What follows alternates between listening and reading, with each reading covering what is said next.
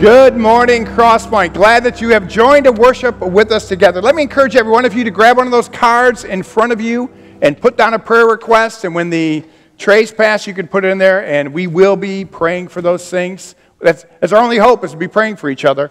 I want to start by just thanking those of you. My wife, if you didn't know, my wife had rotator cuff surgery on Thursday, and she's doing great. I want to thank all of you that prayed and cared and sent stuff. I want to thank you for that. I also want to thank my daughter-in-law, who is just the greatest, because I moved her, Josh, and the baby in, because I'm an 84% doctor, but I'm a terrible nurse. So they've come in and cared for her great, so I'm thankful to them. Also, just a little thing before getting to announcements.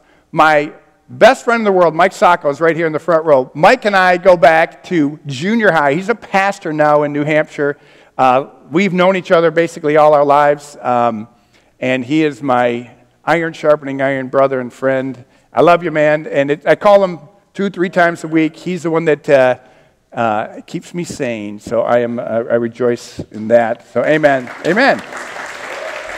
If you grab your bulletins, just a bunch of things coming up. We have baby and child dedication coming up. If you're interested, please contact the church office. What we do with that is we send out some information, and we have a little class that we try to really prepare people for what it means not only to have dedication, but really to help them in their parenting.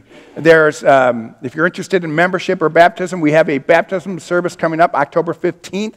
That would be great if you're interested in that. We've got a newcomers luncheon on October 22nd, and there's information in there. The 5th grade small group class is hosting they're doing a canned food drive for Gleaners, and you'll see the table set up as you leave the sanctuary to the right.